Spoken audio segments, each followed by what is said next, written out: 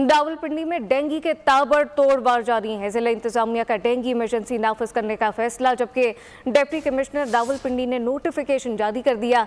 Dengue से बचाव के फौरी इकदाम किए जाए। नोटिफिकेशन में ये वाज़ेह किया गया है, रावलपिंडी में डेंगू के ताबड़तोड़ वार जारी है। जिला इंतजामिया के डेंगू इमरजेंसी नाफिज करने का फैसला सामने आ गया।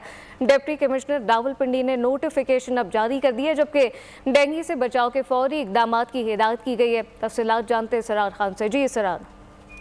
जी बिल्कुल, जैसे कि पूरे पंजाब में और पंजाबी में स्पेशली अगर हम रावलपिंडी डिवीजन की बात करें तो रावलपिंडी में डेंगू के केसेस में मुसलसल इजाफा देखने में आ रहा है।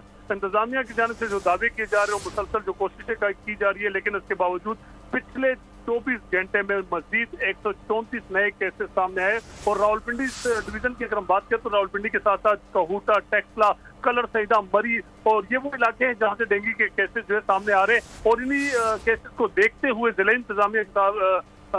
इंतजामिया ने जो है ना रूरल जो हमारा जो एक्ट है उसके 2003 के तहत जो है ना रावलपिंडी जिले में इमरजेंसी डेंगू इमरजेंसी नाफिज कर दी। डेंगू के बाद मजीद तेज हो गए हैं। सरार खान, बहुत शुक्रिया।